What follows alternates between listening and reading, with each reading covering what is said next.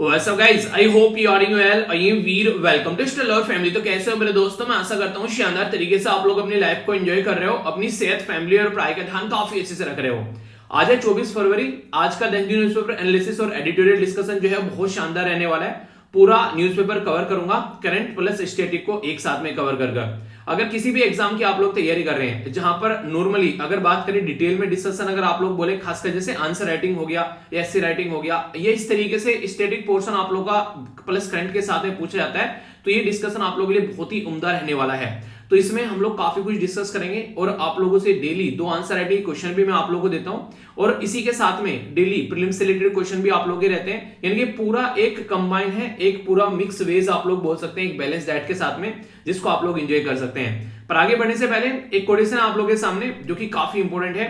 कई बार आप लोगों ने अपनी आदत में ये चीजें फील की होगी कि 2-4 दिन मेहनत करते हैं और फिर हम लोग रुक जाते हैं। तो उसी के बारे में मैं यहाँ पर आप लोगों से बातें कर रहा हूं। क्यों रुक जाते हो 4 दिन की मेहनत के बाद? अरे वक्त लगता है यारो बीज को भी फसल बनने में। जिंदगी में नॉर्मली इंसान क्या होते हैं, जोश जोश में किसी भी चीज को स्टार्ट तो कर देते हैं, पर लेकिन जैसे जैसे चीजें आगे बढ़ने लगती हैं वैसे वैसे समझ में आने लगता है कि यार पता नहीं क्या है, कि मतलब उसका बर्डन लेने लगते हैं। एक तरीके से देखा होगा आप लोगों ने कई बार कि यार आज ना सुबह को उठ के पढ़ाई करना स्टार्ट करेंगे, सुबह को 4 बजे उठेंगे, एक दिन सुबह को 4 बजे उठोगे, फिर 3-4 दिन तक सो रहे हैं, ठीक है, या फिर एक दिन बैठकर पूरी रात पढ़ाई कर दी, फिर अगले 3-4 दिन तक सो रहे हैं। आप लोगों ने नॉर्मली फील किया होगा, अगर रनिंग करने के लिए बोले, एक दिन गए पहले दिन और बोला कि आज ही भाई साहब मिल्खा सिंह बन जाना है, तो उसी दिन मिल्खा सिंह क्या उसेन बोल्ट बन गए उसी दिन, और अगले 3-4 दिन तक फिर जो है पैर पकड़े पड़े हैं और अपने ना पिंडियां सूज रही हैं, एक तरीके से पैर नहीं उठ पा रहा है, सारी चीजें घर वाले उठा रहे हैं, सेक रहे हैं पैर वगैरह, तो वो वाली चीजें आप लोगों को देखने को मिलेगी। तो वो चीजें इंसान की तभी होती है जब इंसान जो है वो प्रॉपर वे में एक सही तरीके से चीजों को गाइड करके नहीं चलता है। तो इसलिए कोशिश करो यार अपनी जिंदगी में जब भी कोई काम करना स्टार्ट करो, एक प्रॉपर प्लान बनाओ और एक प्रॉपर स्ट्रेटजी के साथ में चीजों को एग्जीक्यूट करो, तो कभी कोई दिक्कत नहीं देखने को मिलेगी। चीजों के लिए पेशेंस रखना सीखो। अगर रनिंग करना स्टार्ट करना है तो कोशिश करो कि आज जो है पहले चलते हैं, वो करते हैं, ठीक है, अगले दिन आगे करो, थोड़ा सा 5-7 मीटर, 10 मीटर, 15 मीटर दौड़ना स्टार्ट करो, फिर उसके साथ में और चीजों को बढ़ाना स्टार्ट करो। फिर इसे 100 मीटर दौड़ रहे हैं तो 20 मीटर दौड़ लिया, 10 मीटर रुक गए, 20 मीटर दौड़ लिया, 10 मीटर रुक गए, यानी आराम आराम से चले। तो हर एक चीज के लिए आप लोगों को प्लान बनाना पड़ेगा और जब तक ये आप लोग लेकर नहीं चलोगे तब तक दिक्कतें देखने को मिलेगी, ठीक है। एक न्यूज है यहाँ पर जो कि काफी एक दर्दनाक घटना यहाँ पर देखने को मिली। ये एक लड़की थी जिम के अंदर में, बेसिकली कोशिश की जा रही थी 181 किलोग्राम वेट उठाने की, और यहाँ पर आप लोग देखते हैं यहाँ पर इनकी जो बेटी थी सामने, इनके द्वारा वेट उठाने की कोशिश की जा रही थी और यहाँ पर ये जो वेट नहीं उठा पाई और इसकी वजह से यहाँ पर इसी के नीचे कुचलकर यहाँ पर बेसिकली इनकी डेथ हो गई। यानी कि आप लोगों ने नॉर्मली देखा हो, कई बार हम लोग क्या करते हैं, सिचुएशन को समझते नहीं है, ठीक है। जिम में कई बार आप लोगों ने देखा होगा, कई बार ना कि हाँ इतना वेट हम लोग उठा देते हैं, एक बार को समझ में आता है बटरफ्लाई वाली मशीन पर वेट उठाया जा रहा है, ठीक है, वो समझ में आता है एक बार को, पर लेकिन इस तरीके से वेट उठाना और पता चला वेट जो है संभला नहीं, फिर क्या कंडीशन देखने को मिलेगी, तो फिर गर्दन टूट जाएगी और उसका कोई इलाज नहीं है, इंसान की डेथ हो जाएगी। तो कभी भी किसी भी चक्कर में, किसी के भी बोलने पर कभी भी बहकावे में नहीं आना है। जो भी जिम में जाता है एक्सरसाइज करने के लिए, तो ध्यान रखना यार इन सब चीजों का, क्योंकि जरा सी देर में जरा सी बात के ऊपर बहुत बुरी कंडीशन हो सकती है। अब सोचो यहाँ पर क्या सिचुएशन बनी है। तो इसलिए हमेशा कोई भी जाए, अगर घर में कोई पर्सन, कोशिश करो कि एक पर्सन साथ में रहे। अगर आप लोग थोड़ा ज्यादा भी वेट उठाना है तो कम से कम वहां पर कोई ना कोई सपोर्ट देने वाला होना चाहिए। अकेले अपने आप में आर्नोल्ड बनने की जरूरत नहीं है, ठीक है, वरना दिक्कतें देखने को मिल सकती हैं। तो ये ऐसी सिचुएशन आप लोग कई सारे केसेस देखने को मिलते हैं और ये ऐसा नहीं कि आप लोग को ये हर जगह देखने को मिल सकता है, किसी भी देश में, ऐसा नहीं कि अपने देश की हम लोग बातें कर रहे हैं। तो ये यहाँ पर केस निकल कर आया, ये आई थिंक मैक्सिको का केस है यहाँ पर ये। तो ये इस तरीके से यहाँ पर देखिए, यहाँ पर तो वैसे भी ट्रेनर भी खड़ा है अपने देश में, तो वैसे ही चीजें स्टार्ट कर देते हैं, हम लोग ज्यादा फोकस भी नहीं करते हैं। तो हमेशा अपने पास में किसी ऐसे इंसान को रखना है जो सपोर्ट प्रोवाइड करा सके, वरना फालतू में यार बहुत बड़ी बड़ी इश्यूज हो जाते हैं, ठीक है। तो ये आई होप कि आप लोग चीजें समझेंगे और चीजों को अच्छे से लेकर चलोगे। अच्छा, आप लोगों में से कौन कौन है जो जिम जाता है? और आप लोगों ने देखा होगा जिम में कई सारे लोग जो है मतलब 24 घंटे एक तरीके से बस ये रहते हैं किसी को दिखाया जाए कि हम लोग कितना वेट उठा रहे हैं, ठीक है। फील की होगी ना आप लोगों ने वो चीजें, तो हमेशा उस चीज से बचा करो और फोकस करा करो कि जो प्रॉपर एक्सरसाइज करनी है उसी के ऊपर, ठीक है। यूक्रेन के बारे में आर्टिकल है, आप लोगों को पता है अभी यहाँ पर यूक्रेन और रशिया का क्या क्राइसिस चल रहा है, तो पूरा डिटेल में मैं आप लोगों को बैकग्राउंड इन्फॉर्मेशन के साथ में सारा बताऊंगा। आज जो है इसका नहीं है पोस्टमार्टम टाइप में हो जाएगा आप लोगों का, उसके बाद में आप लोगों को दिक्कत नहीं रहेगी और चीजें आप लोग अच्छे से समझ पाएंगे। तो सारी चीजों को अच्छे से समझेंगे। इंडिया और यूएई के बीच में जो भी ट्रेड पैक्ट हुआ था उसके बारे में बात की जा रही है, समझेंगे आखिर क्या मुद्दा था, पूरे अच्छे से सारी बातों को यहाँ पर अच्छे से देखने वाले हैं। पावर ट्रांसफॉर्मेशन के बारे में बात की जा रही है और बजट से रिलेटेड कुछ डेटा भी है, तो इसके ऊपर हम लोग नजर डालेंगे आखिर क्या है मुद्दा यहाँ पर। ये बेसिकली तमिलनाडु की पॉलिटिक्स है। बेसिकली अभी आप लोगों को पता है तमिलनाडु में जो है इलेक्शन थे लोकल एरिया में, ठीक है। तो उसकी वजह से यहाँ पर जो लोकल पोल हुए थे तो तमिलनाडु में जीत कर आई है यहाँ पर डीएमके, तो उसी की वजह से बातें की जा रही है। ओके, याद रख सकते हैं 73rd constitution, 73rd and 74th constitution हमारे संविधान में आए थे, जिसमें हम लोगों ने म्युनिसिपैलिटी और पंचायती राज सिस्टम इंप्लीमेंट किया। तो इसके चलते जो लोकल इलेक्शन होते हैं वो स्टेट गवर्नमेंट के हिस्से में आ जाते हैं। वैसे सेंट्रल गवर्नमेंट के पता आप लोग यहाँ पर chief election commission of India होते हैं जो कि यहाँ पर पावर रखते हैं और उसके हिसाब से इलेक्शन होते हैं। पर लेकिन पंचायत और म्युनिसिपैलिटी के इलेक्शन होते हैं जो स्टेट के अंडर में आते हैं, ठीक है। तो ये है यहाँ पर ओरिजिनली हमारे संविधान में नहीं थी, ना पंचायत थी और ना ही म्युनिसिपैलिटी थी।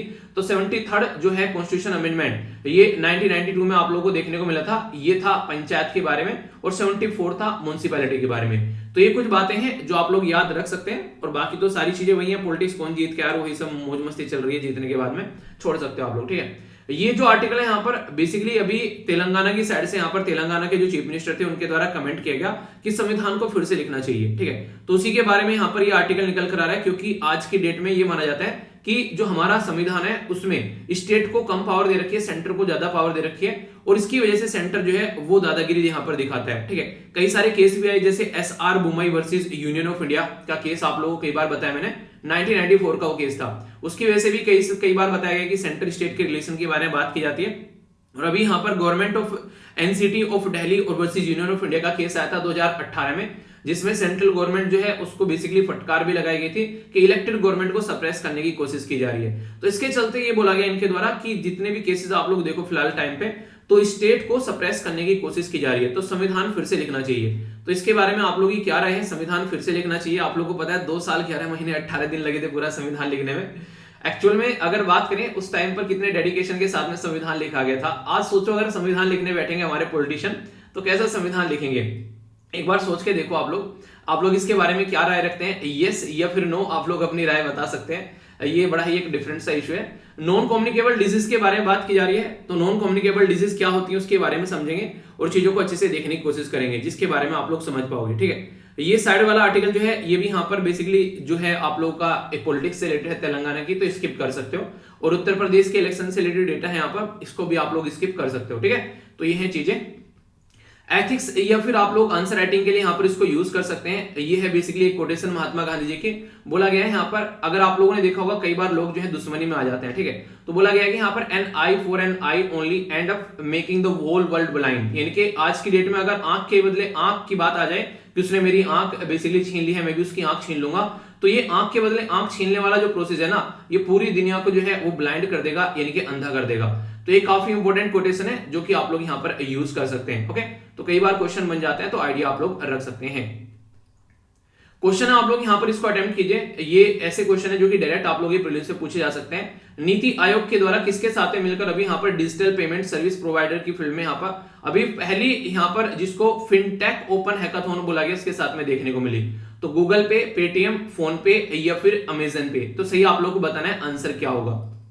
एक और यहाँ पर बात की जा रही है यहाँ पर डाकथॉन के बारे में, तो लॉन्च की गई थी यहाँ पर, ये बेसिकली ये लॉन्च की गई किस इंस्टीट्यूशन के द्वारा, बात की जा रही है NITI Aayog, narcotic control bureau, इसी के साथ में सेंट्रल ब्यूरो ऑफ इन्वेस्टिगेशन या ministry of health and family welfare.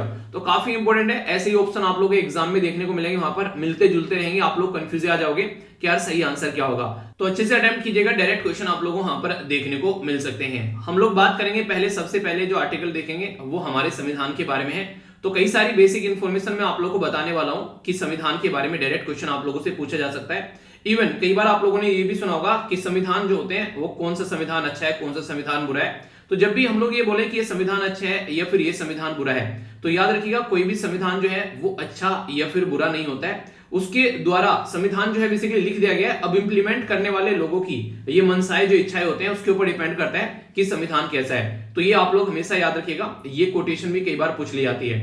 हमारा संविधान है जो कि हमारा संविधान जो लिखा गया था ये काफी जद्दोजहद के बाद में आप लोगों के सामने निकल कर आया था, तो उसी के चलते आप लोगों से कई सारी बातें मैं डिस्कस करने वाला हूं। सबसे पहले तो प्रेम बिहारी नारायण साहब रायजादा जो है उनके द्वारा हाथों से संविधान लिखा गया था। इंपोर्टेंट ये बात है कि हमारा संविधान स्टार्टिंग में हाथों से लिखा गया और इसको बाद में चलकर पहले इंग्लिश में लिखा गया था, बाद में चलकर हम लोगों ने इसको हिंदी में ट्रांसलेट किया।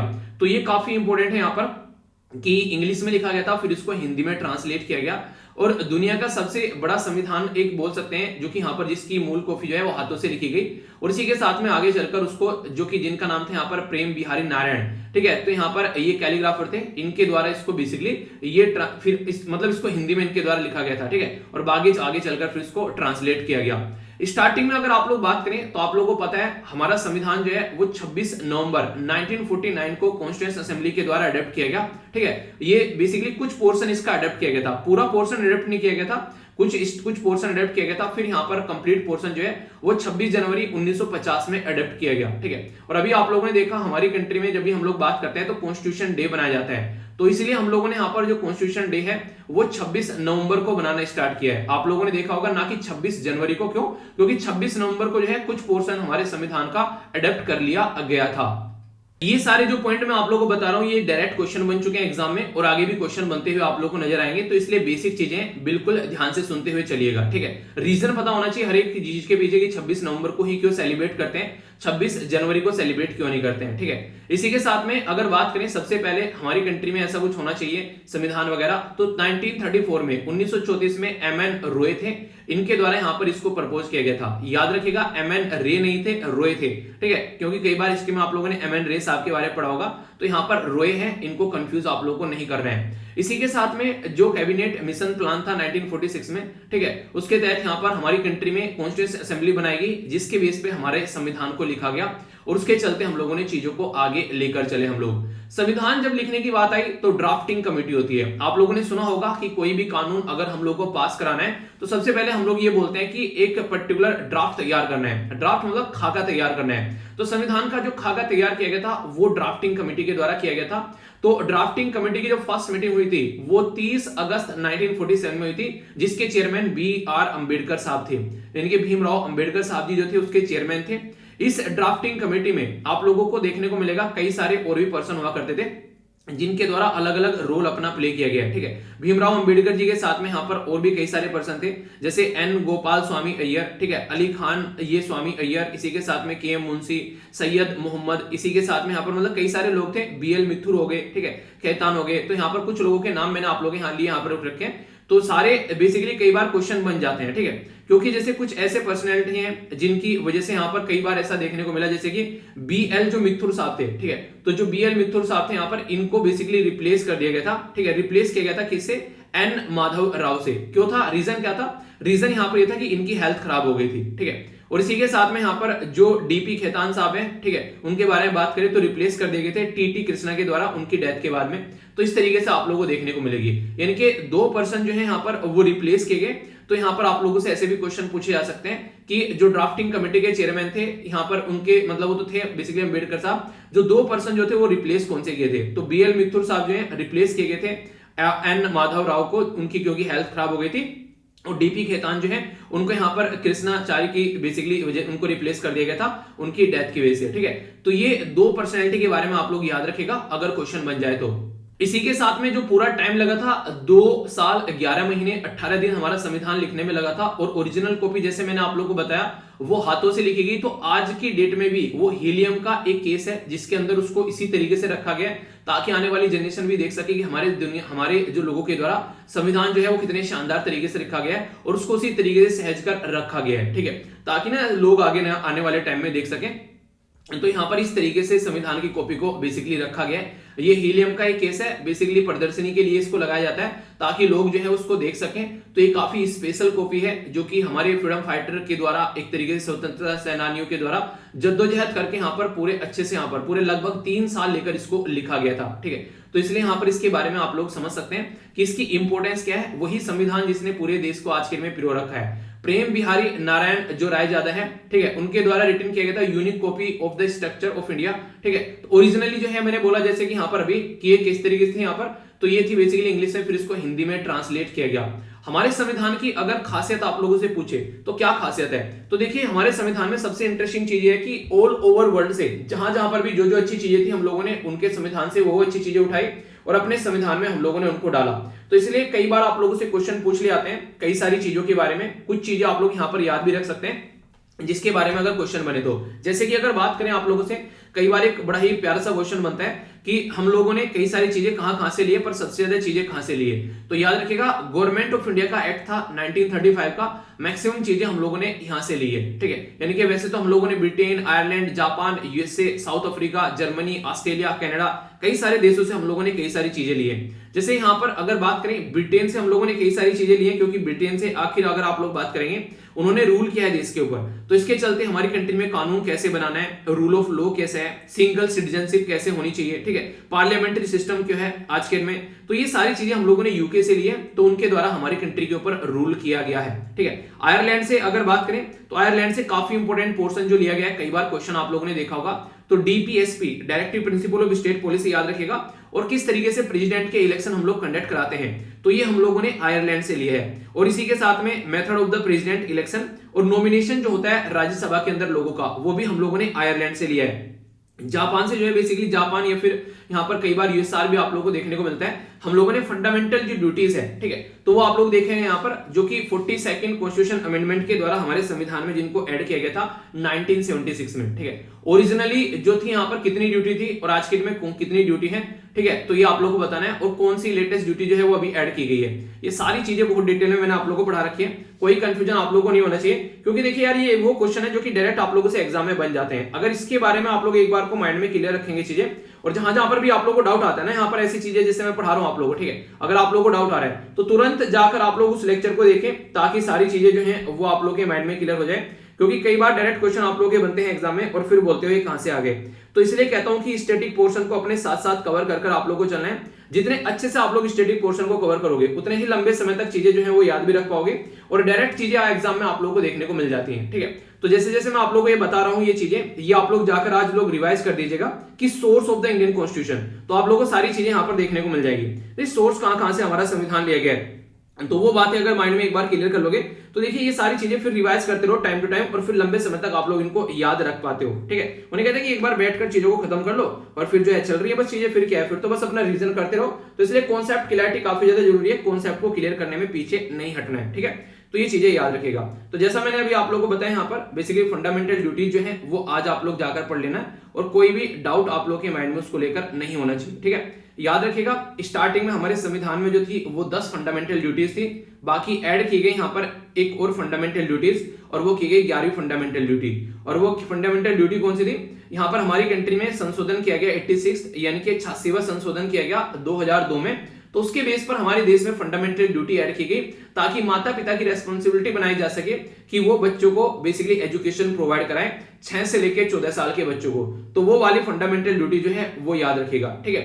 तो ये काफी इंपॉर्टेंट है।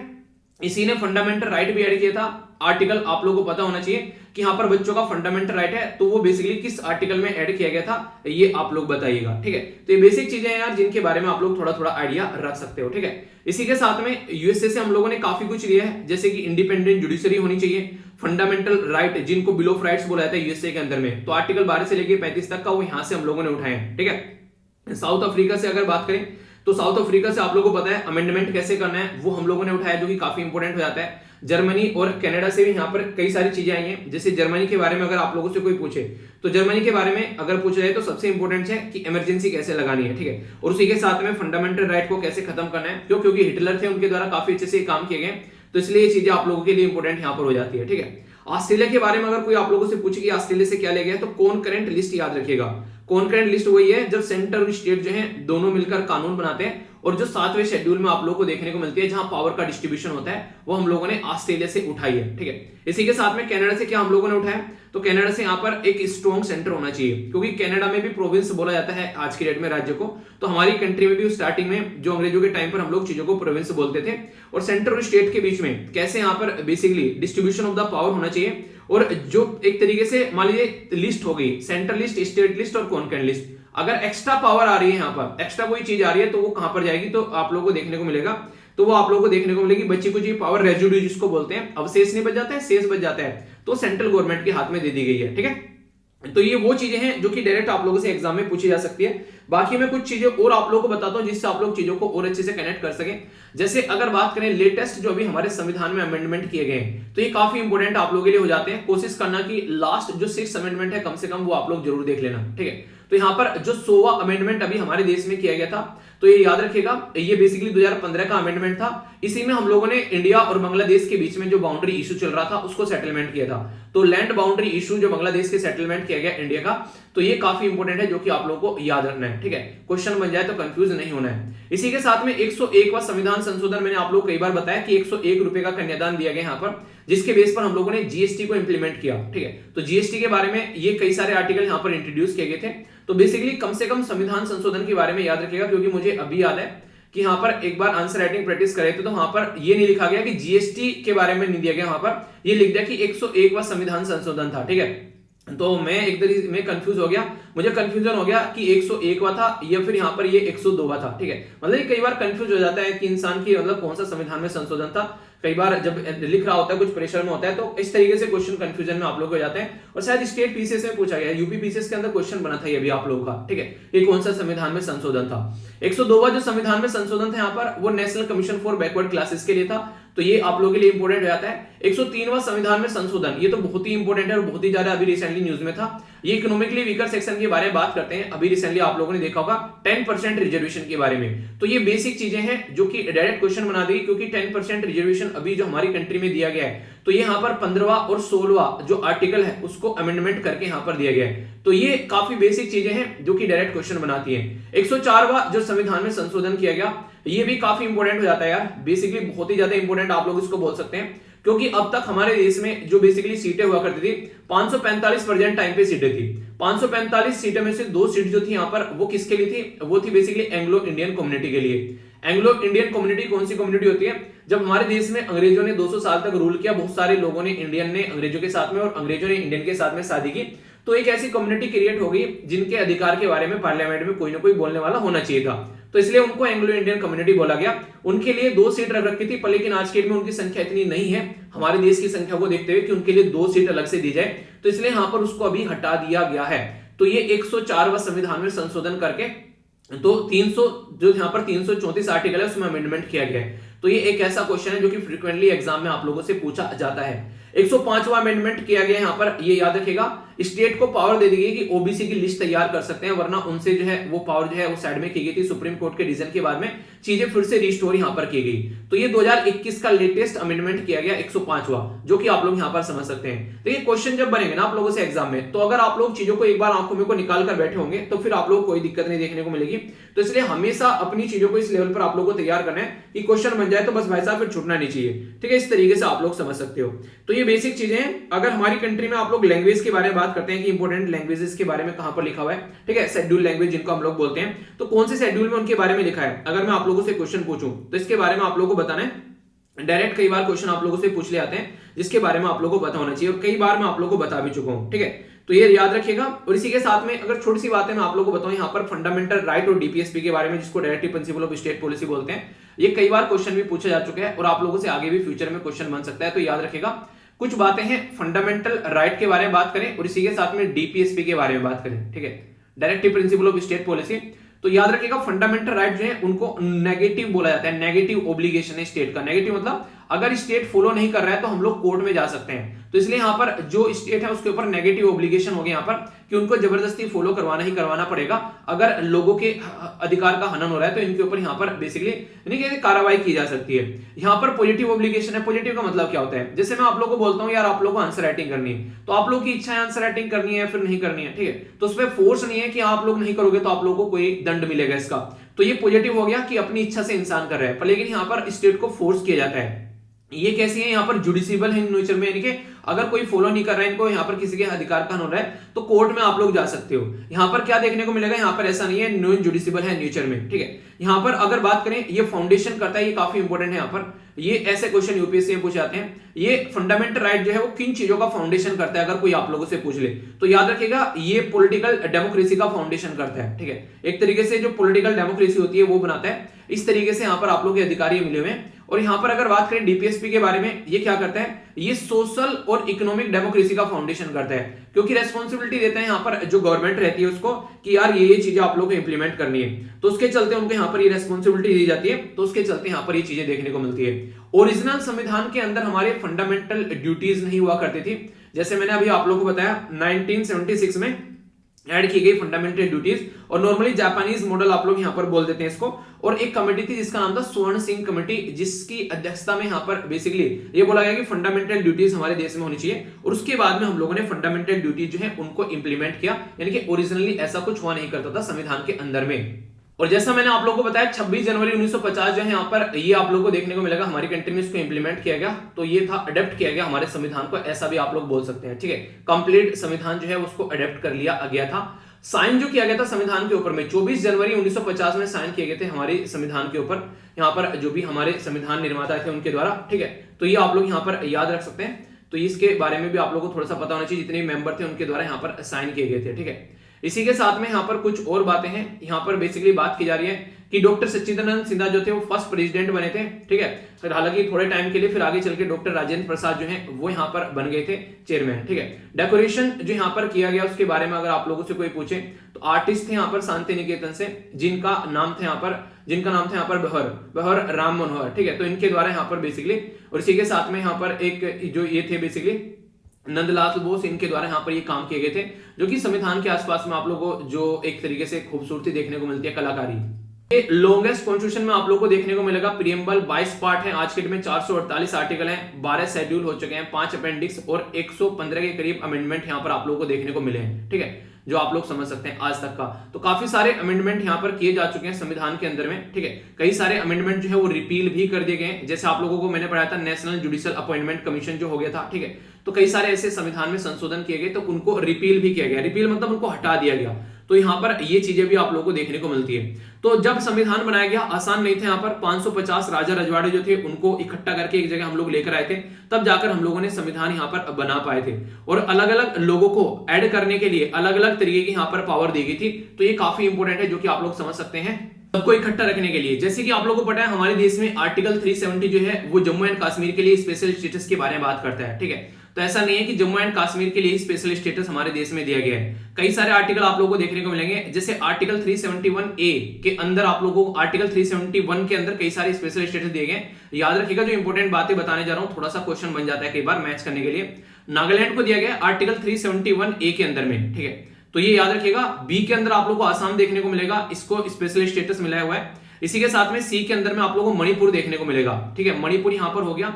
इसी के साथ में जो आप लोगों को देखने को मिलेगा डी के अंदर में आंध्र प्रदेश से रिलेटेड कुछ स्पेशल स्टेटस नजर आ जाएंगे, ठीक है, A B C D E. अगर ई के बारे में बात करें तो आप लोगों को ई के चलते भी आप लोगों को यहाँ पर बेसिकली आंध्र प्रदेश से रिलेटेड कुछ प्रोविजन यहाँ पर देखने को मिलेंगे, ठीक है। तो इसके चलते अगर बात करेंगे एफ के बारे में, तो एफ के बारे में आप लोगों को सिक्किम के बारे में कुछ प्रोविजन आप लोगों को देखने को मिलेंगे। जी में जब आप लोग जाएंगे तो मिजोरम के बारे में कुछ स्पेशल प्रोविजन आप लोगों को देखने को मिल जाएंगे। ये सारे वो क्वेश्चन है जो कि आप लोगों से एग्जाम में पूछे गए, ठीक है। तो इसलिए इनके बारे में कोई कंफ्यूजन नहीं होना चाहिए। एच में जाओगे तो अरुणाचल प्रदेश के बारे में है, ठीक है, तो ये आप लोगों को पता होना चाहिए। आई में जाओगे तो महाराष्ट्र और गुजरात के बारे में कुछ स्पेशल प्रोविजन आप लोगों को देखने को मिल जाएंगे। और इसी के साथ में जे में जाओगे तो कर्नाटका और बेसिकली हैदराबाद से रिलेटेड कुछ आप लोगों को प्रोविजन यहाँ पर देखने को मिल जाएंगी। तो ये वो बेसिक चीजें हैं जो कि क्वेश्चन आप लोगों से बन जाते हैं। इनको इकट्ठा रखने के लिए कई सारे अलग अलग प्रोविजन यहाँ पर दिए गए टाइम टू टाइम हमारे संविधान निर्माताओं के द्वारा। बेसिकली जैसे जैसे चीजें आगे बढ़ती रही ना, यहाँ पर आगे आगे फिर अमेंडमेंट किए गए, तो जिसके सामने भी यहाँ पर स्पेशल स्टेटस दिए गए, ठीक है, जहां पर कैपिटल शब्द लिखा रहता है ABCD, तो इनके बारे में आप लोग याद रखते हैं। टाइम टू टाइम चीजों को चेंज किया गया ताकि अच्छे से चीजों को इंप्लीमेंट किया जा सके, क्योंकि आसान नहीं था यार इस तरीके से पूरी कंट्री को एक जगह से पिरो कर रखना। तो आप लोग क्या लगता है अगर फिर से हम लोग संविधान बना पाए तो क्या ऐसा संविधान यहाँ पर बना पाएंगे जिस तरीके से फंडामेंटल राइट हम लोगों ने दिए हैं, फंडामेंटल ड्यूटीज अपने वो DPSP रखे गए हैं। तो इसके बारे में आप लोग अपनी राय बता सकते हैं, आप लोग इसको कैसे देखते हो, ठीक है। बेसिक इंफॉर्मेशन है तो आप लोग अपनी राय बता सकते हैं। ये जो आर्टिकल है आप लोगों को रशिया के बारे में देखने को मिलेगा, क्योंकि रशिया के प्रेसिडेंट जो हैं जिनका नाम है पुतिन साहब, उनके द्वारा रिसेंटली अभी 2 ऐसे रीजन है यूक्रेन के अंदर जिनका नाम है लुहांस्क और दोनेत्स्क, इनको बेसिकली अभी इंडिपेंडेंट डिक्लेयर कर दिया गया है। तो क्या यहां पर इस तरीके से किसी भी कंट्री को इंडिपेंडेंट डिक्लेयर किया जा सकता है? तो काफी लंबे समय से यहां पर ये रस्साकसी चल रही थी, तो इसी के बारे में मैं आप लोगों से अभी पूरी बातें करने वाला हूं। अगर बात करें तो अगर यहां पर आप लोगों को देखने को मिलेगा ये पर्टिकुलर रीजन जो है लुहांस्क और दोनेत्स्क, तो यहां पर अभी रशिया के प्रेसिडेंट के द्वारा ये बोला गया कि 3 देश अभी यहां पर बन चुके हैं। 3 देश कौन सा हो गया? एक तो यूक्रेन ऑलरेडी यहां पर था, इन दोनों को भी अलग अलग देश यहां पर बना दिया गया है। अब यहां पर जब ये 3 अलग अलग देश बन गए हैं तो इसके चलते यहां पर पूरी दुनिया में काफी सारी बातें होने लगी, यहां पर कई सारे एक तरीके से इश्यूज क्रिएट होने लगे कि ऐसा रशिया कैसे कर सकता है। देखिए ऐसा नहीं है कि यहाँ पर रसिया ने ऐसा कोई रैंडम कर दिया, ये आशंकाएं भी लगाई जा रही थी काफी लंबे समय से कि कुछ होने वाला है। कई सारे लोग तो ये बोले थे कि पूरे यूक्रेन को अपने कंट्रोल में ले लेगा। बेसिकली अब तक यहाँ पर ये चीजें सोची जा रही थी और यहाँ पर काफी लंबे समय से आप लोगों ने देखा भी था कि 1.5 लाख से भी ज्यादा जो सैनिक हैं यहाँ पर ये इसके बॉर्डर एरिया में काफी लंबे समय से बैठे हुए थे। पर लेकिन आखिर ये इशू जो है ये अभी एकदम के उठ कर आया, क्योंकि आप लोगों को पता है बीजिंग के अंदर में ओलंपिक चल रहे थे, ठीक है। तो जो ओलंपिक चल रहे थे तो ओलंपिक जो है वो अभी विंटर ओलंपिक खत्म हुए, तो विंटर ओलंपिक खत्म होते ही यहाँ पर चीजों को इनके द्वारा स्टार्ट किया गया है। यानी कि चाइना कहीं ना कहीं आप लोग बोल सकते हैं चाइना ने थोड़ा सा यहाँ पर बोला कि दोस्त यार थोड़े से दिन रुक जा, वैसे यहाँ पर मेरे ओलंपिक में कोई पार्टिसिपेट नहीं आया, वो करने नहीं आ रहा है, अगर ये भी हरकतें हो गई तो बहुत बड़ा इशू हो जाएगा। तो मुझे लग रहा है कि उसी की वजह से पुतिन साहब जो है वो थोड़ा सा यहाँ पर रुके हुए थे। पर लेकिन जैसे ही ओलंपिक खत्म हुए तो उनके द्वारा यहाँ पर ये पूरा कांड कर दिया गया है। ये जो पूरी जो मुद्दे यहाँ पर देखने को मिल रहा है, हर एक मुद्दे के बेसिकली तह में आप लोग जाया करो। कोई भी मुद्दा अगर आप लोगों को समझना है, जब तक आप लोग उसकी तह में नहीं जाओगे तब तक चीजें समझ में नहीं आएगी। आखिर ये एकदम तो हो नहीं गया यहाँ पर कि आंख खुली और ऐसे हो गया। इसके लिए थोड़ा सा आप लोगों को पीछे लेकर चलता हूं मैं 1990s में, ताकि आप लोग चीजों को अच्छे से समझ पाओगे कि इसके बीज कहां से बोए गए हैं। अगर आप लोगों ने सुना होगा हमारे देश में एलपीजी रिफॉर्म आए, जिसको लिबरलाइजेशन, प्राइवेटाइजेशन, ग्लोबलाइजेशन बोला जाता है। हमारे देश में एलपीजी रिफॉर्म आए यहाँ पर, उसी टाइम पर यहाँ पर दुनिया में एक और बड़ा चेंज हो रहा था जिसको कहते हैं यूएसएसआर का विघटन। तो यूएसएसआर का विघटन हुआ और जिसको आप लोग आज की डेट में बोलते हैं बेसिकली रसिया, वो सबसे बड़ा देश यहाँ पर निकल कर आया। इसमें से यूएसएसआर में से टोटल 15 देश अलग अलग निकल गए, जो कि आप लोगों को यहाँ पर मैप पर दिखाई दे रहे हैं। जैसे अर्मीनिया हो गया, अजरबैजान हो गया, बेलारूस, तो ये सारे देश हैं। टोटल मिलाकर 15 देश हैं यहाँ पर। यूक्रेन जो है वो आप लोगों को देखने को मिलेगा 14th नंबर का देश, यहाँ पर आप लोगों को यूक्रेन नजर आएगा, जिसके ऊपर यहाँ पर पूरा गेम अभी चल रहा है। मुद्दा क्या हो गया? मुद्दा यहाँ पर ये हो गया कि यूएसएसआर का विघटन हुआ और उस टाइम पर भी यहाँ पर एक ग्रुप हुआ करता था जिसको बोलते हैं हम लोग NATO, north Atlantic treaty organization. ये एक ऐसी ऑर्गेनाइजेशन है जो कि रसिया को टैकल करने के लिए बनाई गई। नॉर्मली अगर देखा जाए कोल्ड वॉर के टाइम पर इसमें कई सारे मेंबर हैं, लगभग 30 के करीब मेंबर आप लोगों को देखने को मिलेंगे। इनका एक कॉन्स्टिट्यूशन है और उसमें ये बातें इनके द्वारा बोली गई है, अगर नेटो के किसी भी एक मेंबर को किसी दूसरे मेंबर ने हाथ, किसी बाहर के मेंबर ने हाथ लगा दिया तो फिर सारे नेटो के मेंबर जो हैं वो यहाँ पर उसके ऊपर टूट पड़ेंगे, ठीक है। तो वही बातें हैं कि बाहुबली की तलवार को हाथ लगा दिया, समझ लेना, अगर देवसेना को किसी ने छू दिया तो वही वाली चीजें यहाँ पर आप लोगों को देखने को मिलेगी। तो ये काफी बड़ी बात है। इस तरीके से अगर आप लोग इसको देखोगे तो हुआ क्या, यहाँ पर रसिया से टूटकर ये देश तो अलग हो ही गए, पर लेकिन टाइम टू टाइम ये सारे नेटो के मेंबर बनना स्टार्ट हो गए। तो ये एक एक करके यहाँ पर नेटो का मेंबर जुड़ना स्टार्ट हो गए। अगर बात करें जैसे इस्टोनिया 2004 में हो गया, लिथुआनिया 2004 में, लिथुआनिया 2004 में, इस तरीके से कई सारे मेंबर जो यहाँ पर जुड़ने स्टार्ट हो गए। और अभी ये बोला जा रहा है कि यूक्रेन भी जो है यहाँ पर वो इसका मेंबर बनने वाला है नेटो का। तो जैसे ही नेटो का मेंबर अगर यूक्रेन बन जाता है तो रसिया के लिए काफी ज्यादा खतरे की घंटी हो जाती है, क्योंकि ये बिल्कुल इसके पड़ोस में बैठा हुआ है। तो रसिया ने पहले भी कई बार बातें बोली है कि आप लोग कुछ भी कर लो, इनको अपना मेंबर मत बनाओ नेटो का, इसकी वजह से दिक्कतें देखने को मिल सकती है। तो रसिया ने अपनी सिक्योरिटी को ध्यान में रखते हैं यहाँ पर कई बार ऐसी बातें बोली है कि यहाँ पर ऐसा कुछ किया जा सकता है। और ये जो रीजन है ना यहाँ पर, ये रीजन प्रो रसिया रीजन आप लोगों को देखने को मिलेंगे। जैसे क्रीमिया में जब यहाँ पर इनके द्वारा रेफरेंडम करवाया गया तो मैक्सिमम लोगों ने जो वोट है वो रसिया के फेवर में डाली, जिसकी वजह से 2014 में यहाँ पर रसिया के द्वारा इसको अपने कंट्रोल में ले लिया गया और आज की डेट में ये इसके कंट्रोल में है। अब यहाँ पर ये वाला रीजन भी जो है ये समझिए इसके कंट्रोल में आ चुका है, क्योंकि जैसे इनको इंडिपेंडेंट डिक्लेयर कर दिया गया है रसिया के द्वारा, तो यहाँ पर जैसे कि अगर बात करें लोहांस्क को, डोनेट्स्क ने यहाँ पर इंडिपेंडेंट मान लिया और डोनेट्स्क को लोहांस्क ने, तो इसके द्वारा रसिया ने यहाँ पर मान लिया। सीरिया जो कि लंगोटिया यार है रसिया का और हमेशा बेसिकली जो यहाँ पर जो पुतिन साहब है वो सपोर्ट करते हैं असद को, ठीक है। तो यहाँ पर जो कि प्रेसिडेंट है सीरिया के, तो उन्होंने भी तुरंत यहाँ पर इसको मान लिया।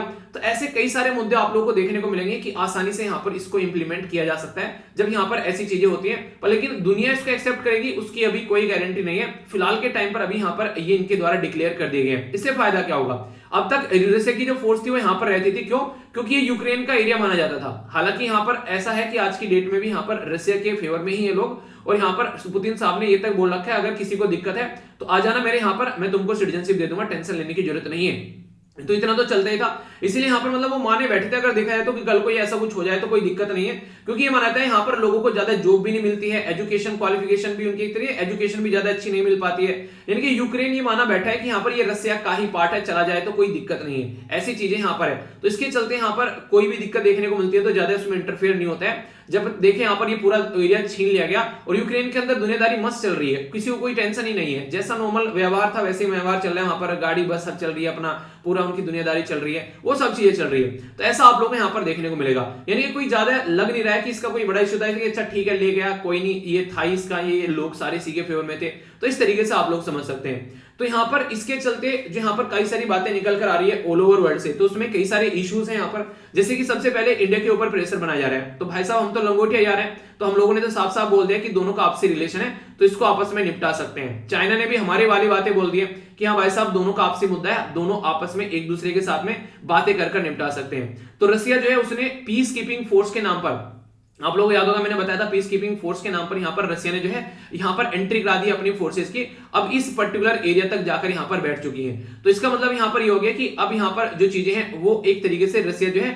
अंदर एंट्री कर सकता है। क्यों? क्योंकि इंडिपेंडेंट लोग यहाँ पर जो प्राइम मिनिस्टर बनाए गए हैं उनके द्वारा, और वो यहाँ पर मान सकते हैं कि हाँ हमको हेल्प चाहिए, तो रसिया हेल्प करने के लिए इसके चला गया। तो पीस कीपिंग वर्ड यूज कर यहाँ पर रसिया आगे चला गया। देखिए बड़े ही डिप्लोमेटिक तरीके से काम किया गया है, ये बिल्कुल आप लोग अगर थोड़ा सा देख सकते हैं समझने के लिए, इसको हालांकि कंपेयर नहीं किया जा सकता किसी भी तरीके से, मैं पहले ही बोल देता हूं, फिर आप लोग ये मत बोलना कि किस तरीके से क्या चीजें चल रही हैं। पहले आप लोग समझिए हमारी कंट्री में अगर बात करें हम लोगों ने क्या किया, जम्मू एंड कश्मीर को जिस तरीके से अलग किया, ठीक है, एक तरीके से जम्मू एंड कश्मीर और लद्दाख को अलग यूनियन टेरिटरी बनाया। तो अगर प्रोविजन देखें तो यहाँ पर रिक्वेस्ट करनी चाहिए थी जो लेजिस्लेटिव असेंबली है, पर लेकिन लेजिस्लेटिव असेंबली ने जो है यहाँ पर रिक्वेस्ट नहीं की। यहाँ पर क्या हुआ, यहाँ पर बेसिकली प्रेसिडेंट रूल लगा रखा था, तो यहाँ पर डायरेक्ट जो है प्रेसिडेंट ने रिक्वेस्ट की, एक तरीके से प्रेसिडेंट के बेस पर यहाँ पर चीजों को लेकर चला गया।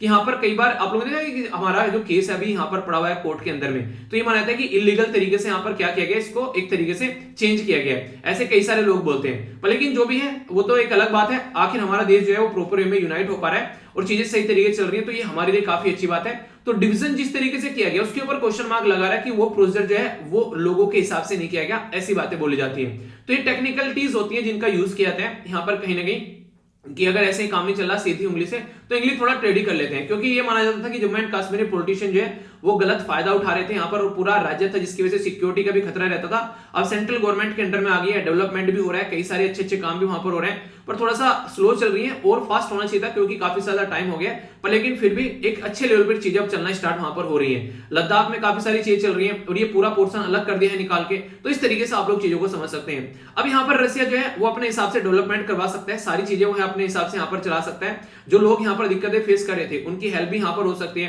तो ये सारी चीजें देखने को मिलेगी। और इसी के साथ में रिसोर्सफुल रीजन है यहाँ पर, ये दोनों यहाँ पर लोहा और कोयला जो है वो काफी ज्यादा पाए जाते हैं, तो इस तरीके से भी यहाँ पर काफी ज्यादा फायदा आने वाले टाइम पे देखने को मिलेगा।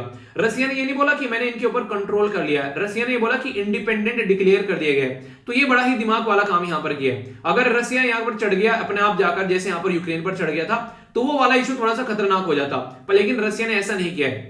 यूएसए ने बोला है सैंक्शन लगा देंगे, ये कर देंगे वो कर देंगे, पर लेकिन ऐसा कुछ लग नहीं रहा है। मतलब वही है कि फाइनेंस सैंक्शन लगा लो तो लगा लो भाई साहब। ज्यादा से ज्यादा जो सबसे खतरनाक चीज जो निकल कर आ रही है, जिसके बारे में सब बात भी कर रहे हैं कि ये इशू थोड़ा सा खतरनाक हो सकता है किसके लिए, रसिया के लिए, तो वो है यहाँ पर कि रसिया से एक पाइपलाइन निकल कर आती है, ठीक है। वो पाइपलाइन जो है बेसिकली वो काफी इंपॉर्टेंट है, जो कि यहाँ से लेकर आप लोगों को यहाँ पर जर्मनी में आती हुई नजर आएगी, ठीक है, नॉर्ड स्ट्रीम बोलते हैं जिसको। तो उसकी हेल्प से यहाँ पर काफी लार्ज स्केल पर जो बेसिकली यूरोपियन रीजन को गैस सप्लाई कराने की बात यहाँ पर की गई थी, पर लेकिन अब वो चीजें जो है वो यहाँ पर थोड़ी सी सदमे में पड़ती हुई नजर आ सकती है। तो ये एक बड़ा मुद्दा हो सकता है, पर लेकिन उसके लिए ऑलरेडी यहाँ पर जो रसिया है वो ऑल्टरनेटिव किए बैठा है, यहाँ पर एक तरीके से बहुत सारे एग्रीमेंट चाइना के साथ में किए बैठा है, तो इसके ऊपर कोई ऐसी ज्यादा डिपेंडेंसी यहाँ पर है नहीं आज की डेट में, अगर आप लोग इसको देखकर चलते हो तो यानी कि अगर बात की जाए तो आने वाले टाइम में अभी यहाँ पर सिचुएशन ये हो गई कि रसिया ने जो अपनी मनमानी करनी थी वो कर ली है, और आगे आने वाला टारगेट ये माना जा रहा है कि आगे आने वाले टाइम में चाइना जो है वो यहाँ पर बेसिकली ताइवान को टारगेट कर सकता है, इस तरीके से ताइवान को अपने कंट्रोल में ले सकता है। तो ये अगला वार यहाँ पर हो सकता है, और डोनाल्ड ट्रंप ने इसके ऊपर कमेंट भी कर दिया कि जल्दी देखना चाइना जो है वो ताइवान को अपने कंट्रोल में लेगा। और जिस तरीके से यहाँ पर चाइना ने कुछ नहीं बोला है यहाँ पर बेसिकली रसिया के ऊपर, इसी तरीके से रसिया भी जो है चाइना को सपोर्ट करता हुआ यहाँ पर नजर आएगा। तो ये सही इस तरीके से मुद्दा आप लोग यहाँ पर समझ सकते हैं। मैं तो ये कह रहा हूं अच्छा काम चल रहा है, इंडिया को भी अपना चाइना से अपना एरिया जो है वो हड़प लेना चाहिए, अपना एरिया वापस लेना चाहिए, और पाकिस्तान से भी मौका देखकर इसी तरीके से तो सबके जो एरिया है वो सबके पास में पहुंच जाने चाहिए वापस। आप लोग की क्या रहे इसके बारे में, अगर सही मौका है मौके का फायदा उठा लिया जाए तो कैसा रहेगा। पर ये बहुत ही बड़ा एक ऐसा माहौल बन सकता है दुनिया के अंदर में, सोचा जा रहा था पर लेकिन फिर भी देखते हैं क्या आगे चीजें निकल कर आती हैं। अब तक तो यही है, जैसी जैसी एक्सपेक्टेशन की जा रही थी यहाँ पर कि हाँ कौन कौन क्या करने वाला है, तो वो सब मुद्दे आप लोगों को मैंने बता दिए, ठीक है। तो बेसिक चीजें हैं, तो कोई कंफ्यूजन आप लोगों को नहीं होना चाहिए। तो बहुत बातें ये की जा रही है कि अपने आप में मिलकर चीजों को सुलझा लो, तो देखते हैं कितना ये सुलझा पाते हैं। तो ये कुछ बातें हैं जो मैंने आप लोगों से डिस्कस करनी थी, ठीक है। आप लोग क्या रहे हैं यहाँ पर, ये सही हुआ या फिर गलत हुआ, जो भी आप लोगों को लगता है आप लोग अपनी राय बता सकते हैं। नेक्स्ट जो आर्टिकल है यहाँ पर, ये हेल्थ के बारे में बात कर रहे हैं। तो हेल्थ जो है वो काफी इंपोर्टेंट सब्जेक्ट बेसिकली बन जाता है, और इसके चलते यहाँ पर कई बार आप लोगों ने इसके बारे में पढ़ा भी होगा, काफी ज्यादा न्यूज में रहता है। और हेल्थ में जो बात की जा रही है यहाँ पर, ये बात की जा रही है नॉन कम्युनिकेबल डिजीज के बारे में। नॉन कम्युनिकेबल डिजीज क्या होती है नॉर्मली, अगर आप लोगों को कोई समझाए तो नॉर्मल तरीके से बोल सकते हैं वो बीमारियां जो एक इंसान से दूसरे इंसान में नहीं फैलती हैं, जिसको होती हैं उसी को नॉर्मली रहती हैं। जैसे मान लीजिए किसी को अगर आज के में दिल की बीमारी है, तो उसी के साथ में रहेगी, चाहे वो किसी के साथ में गले मिल ले, चाहे कुछ भी कर ले, वो दूसरे तक वो बीमारी नहीं पहुंचेगी। किसी को डायबिटीज है, ठीक है, दूसरा कुछ दूसरी कोई बीमारी है, यहाँ पर कैंसर वगैरह हो गया, तो ये सारी नॉन कम्युनिकेबल डिजीज की कैटेगरी में आती है, यानी कि जिसको बीमारी है उसी को रहे। इसको समझ सकते हैं अगर डिफरेंस आप लोग करना है कम्युनिकेबल और नॉन कम्युनिकेबल डिजीज के अंदर में, ठीक है।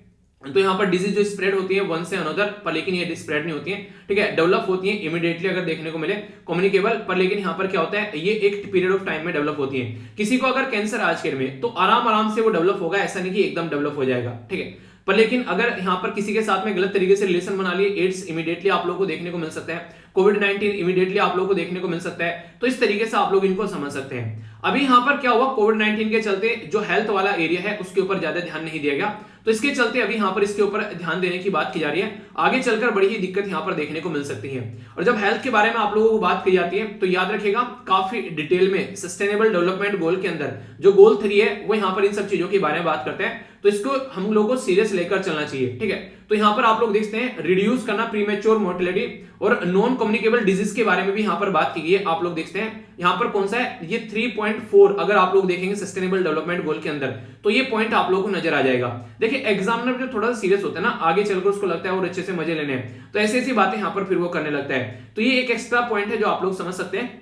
तो non communicable disease sustainable development goal में 3.4 पर आप लोगों को देखने को मिलेगी। और जैसे हेल्थ के इशू अभी निकल कर आ रहे हैं, तो इस तरीके की बातें आप लोगों से यहाँ पर पूछी जा सकती हैं, तो इसके बारे में आप लोग आइडिया जरूर रखिएगा।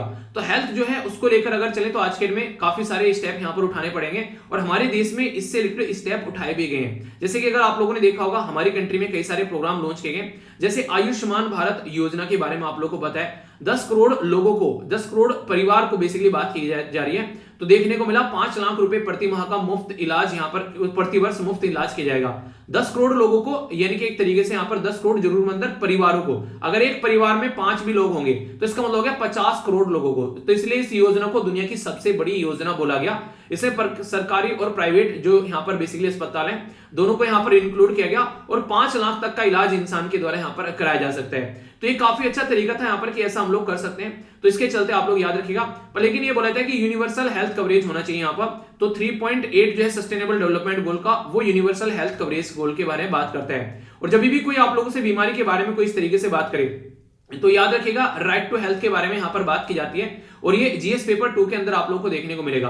और जब संविधान के अंदर आप लोग जाएंगे 7वें शेड्यूल के अंदर में जो हेल्थ है उसको कहां पर रखा गया है, उसको स्टेट लिस्ट के अंदर में रखा गया है। तो ये काफी इंपॉर्टेंट क्वेश्चन आप लोगों से बन जाता है, हेल्थ जो है वो स्टेट लिस्ट के अंदर रखा गया है। एजुकेशन कहां पर रखा गया है ये आप लोगों को बताना है, ठीक है। एजुकेशन कहां पर रखा गया है, स्टेट लिस्ट के अंदर या फिर सेंट्रल लिस्ट के अंदर या फिर कॉन्करेंट लिस्ट के अंदर, ये आप लोग बताइए। अभी हमारी कंट्री में पहले बात की जा चुकी है हेल्थ के ऊपर अच्छा खासा खर्च करना चाहिए, पर लेकिन हम लोग काफी कम खर्च करते हैं। और 2.5 ये बोला जाता है कि 2.5 जो परसेंटेज जीडीपी का नॉर्मली खर्च होना चाहिए, पर लेकिन इशू आप लोग को देखने को मिलेगा कि हमारी कंट्री में हेल्थ को उतना फोकस नहीं दिया गया। हालांकि अब कोविड-19 के चलते चीजें थोड़ी सुधरना स्टार्ट हुई है, पर देखने वाली बात है कि कब तक चीजें जो है वो हम लोग सुधार पाते हैं और अच्छे लेवल पर।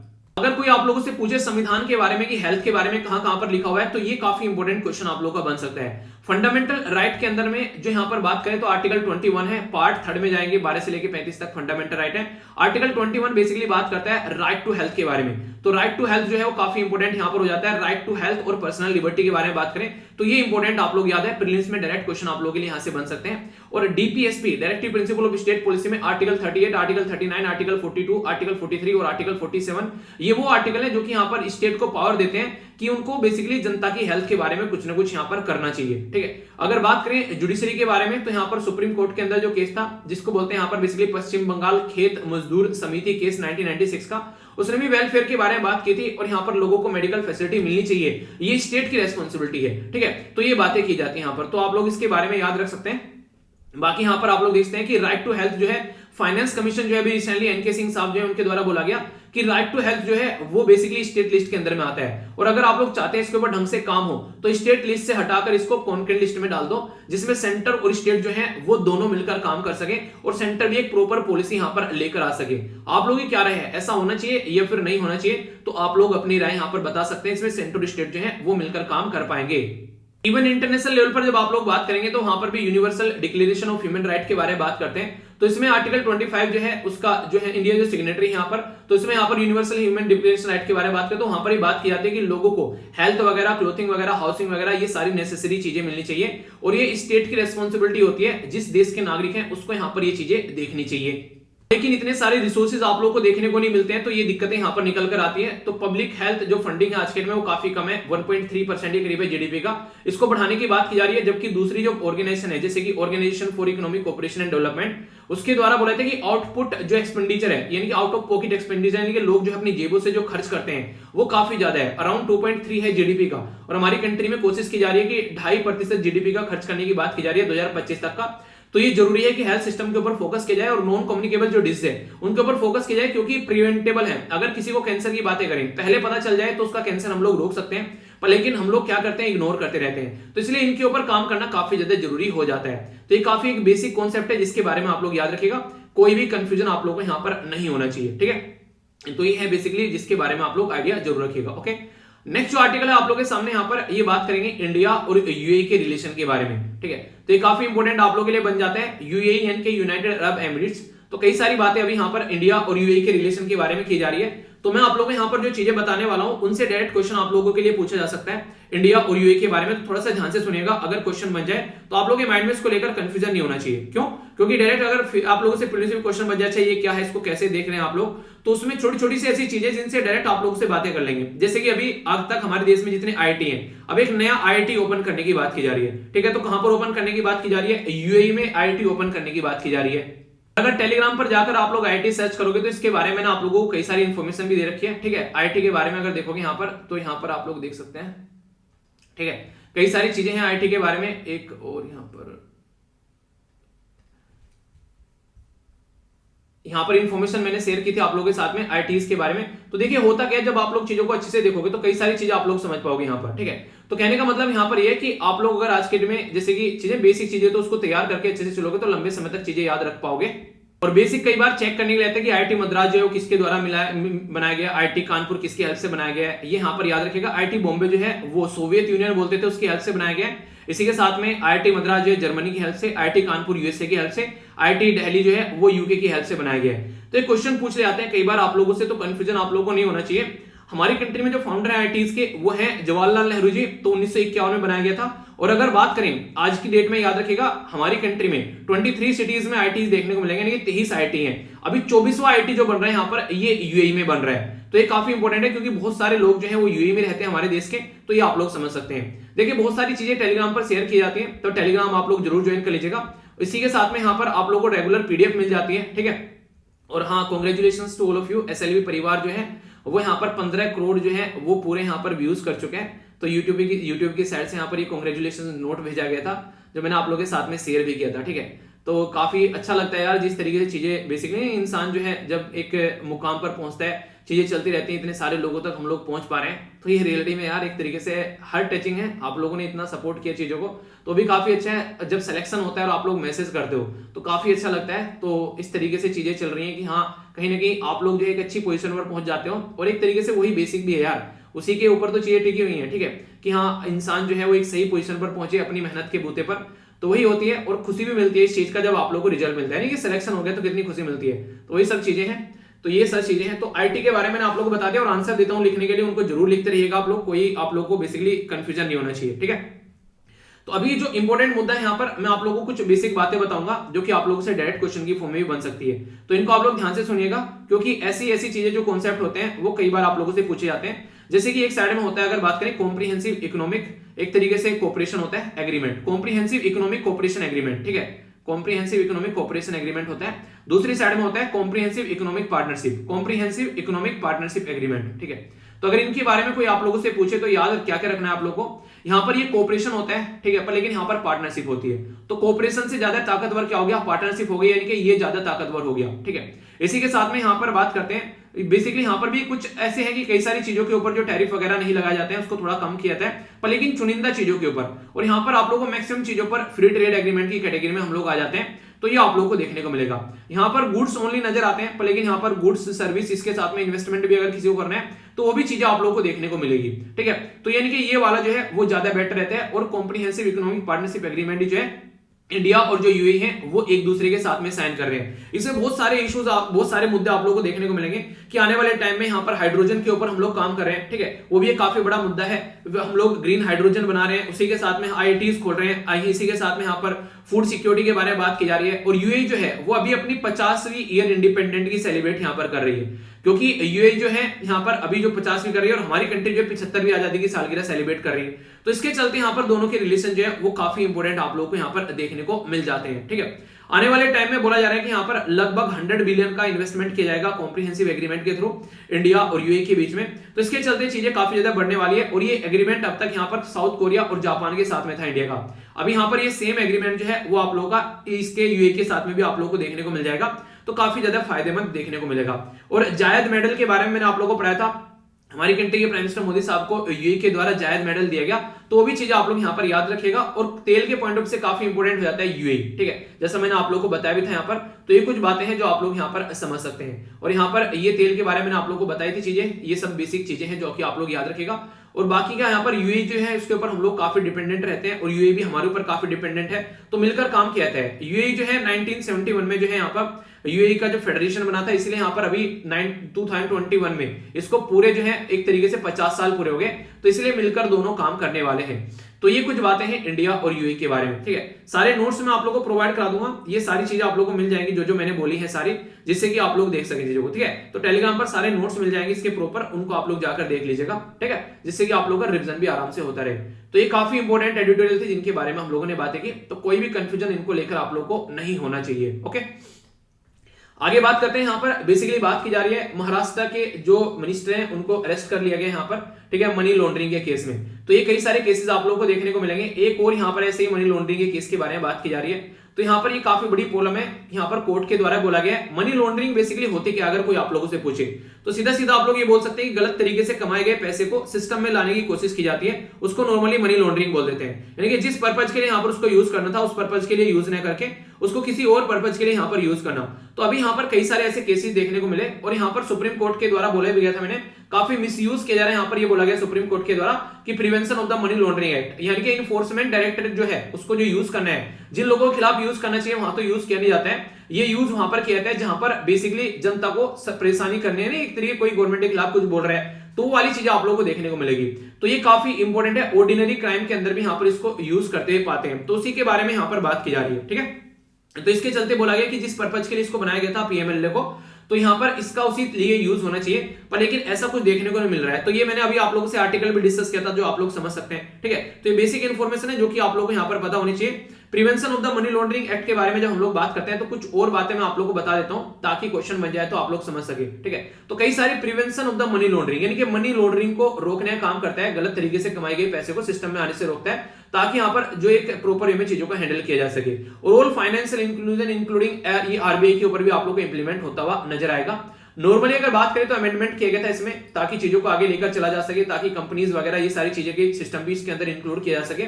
और 5 लाख तक का फाइन बेसिकली यहाँ पर ये था। ठीक है, तो फाइन था, अमेंडमेंट करके रिमूव कर दी गई है अपर लिमिट, अब ज्यादा फाइन भी यहाँ पर लगा सकते हैं, प्रॉपर्टी तक भी यहाँ पर अटैच कर सकते हैं, ये चीजें आप लोग को देखने को मिलेगी। तो कई सारी ऐसी चीजें यहाँ पर पीएमएलए के बारे में आप लोग को यहाँ पर याद रखना है। इलीगल तरीके से पैसा कमा गया, स्मगलिंग से पैसा कमा गया, थ्रेट देकर किसी को पैसा कमाया गया, ठीक है, प्रोस्टिट्यूशन, किसी को प्रोस्टिट्यूशन के धंधे में धकेल कर किसी को पैसा कमाया गया, तो ये सारी चीजें जो होती हैं, ब्राइबरी लेकर किसी से पैसा कमाया गया, ठीक है, तो ये सारी चीजें यहाँ पर बेसिकली ये इंपैक्ट डालती हैं। तो इसको यहाँ पर देखना पड़ेगा, जिसके चलते दिक्कतें निकल कर आती हैं। ठीक है, फिर उनको सिस्टम में लाने की कोशिश की जाती है। ओके, और यहाँ पर हमारी कंट्री में जो ऑर्गेनाइजेशन काम करती है इस फील्ड को रोकने के लिए, तो है इन्फोर्समेंट डायरेक्टरेट। तो ये काफी इंपॉर्टेंट है हमारी कंट्री में, जो कि मिनिस्ट्री ऑफ फाइनेंस यानी कि निर्मला सीतारमण जी के अंडर में आती है, डिपार्टमेंट ऑफ रेवेन्यू के अंडर में। ये 1956 में बनाई गई थी। यहाँ पर बात करें तो काफी चीजों को कंट्रोल करती है हमारे देश में। इसी के साथ में फॉरेन एक्सचेंज जो रेगुलेशन एक्ट है, ठीक है, उसके ऊपर ही फोकस देकर चलती है। दो चीजें आप लोग याद रखिएगा यहाँ पर, जहां से ये पावर लेकर आती है, फॉरेन एक्सचेंज मैनेजमेंट एक्ट और यहाँ पर prevention of the money laundering act, यानी कि यहाँ से ये पावर लेती है जिसके चलते हम लोग इनको इन्फोर्स कर पाते हैं इश्यूज को। तो ये बेसिक चीजें, आई होप कि आप लोग के माइंड में क्लैरिटी होगी, ठीक है। बाकी यहाँ पर ये काफी इंपॉर्टेंट है, यहाँ पर इंडिया के द्वारा बोला गया कुछ भी फर्क नहीं पड़ने वाला, यूएस से जो है सैंक्शन अगर यूक्रेन पर लगते हैं तो ये S-400 डिलीवरी नहीं रुकने वाली है, वो कंप्लीट होगी। तो ये एक अलग मुद्दा आप लोगों को देखने को मिलेगा जो कि काफी बड़ी बात है इंडिया और जब यहाँ पर बात करते हैं दोनों कंट्री के रिलेशन के बारे में, ठीक है।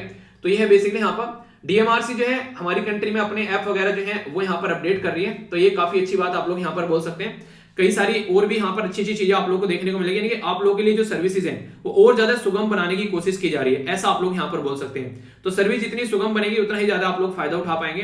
तो टेक्नोलॉजी का ज्यादा से ज्यादा इस्तेमाल करने की बात यहाँ पर की जा रही है, ठीक है। एक पिक्चर थी आज के हिंदू न्यूज़पेपर के अंदर में, यहाँ पर ये बेसिकली बात की जा रही है खजुराहो टेम्पल के बारे में।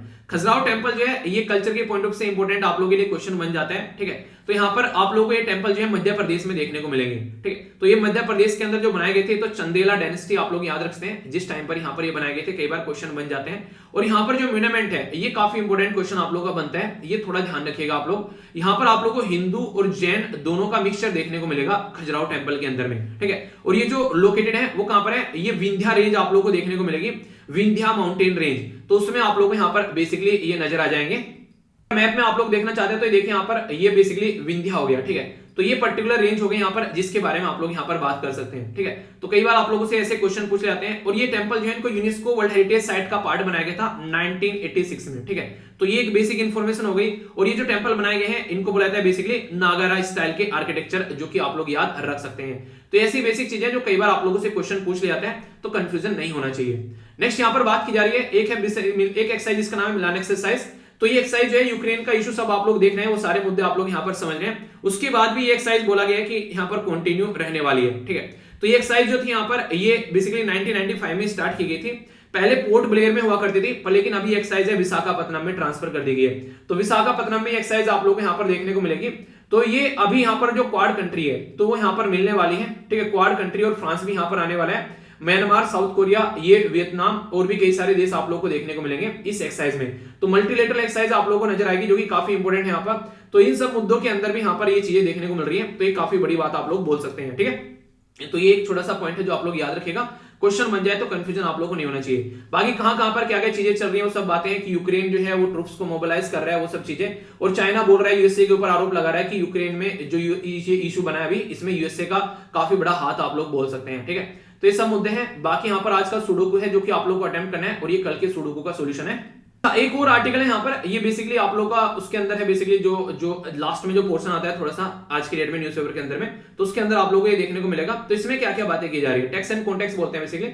नासा के द्वारा यहाँ पर अभी प्लान किया जा रहा है डीकमीशन करने का इंटरनेशनल जो यहाँ पर स्पेस स्टेशन है 2031 तक का, ठीक है।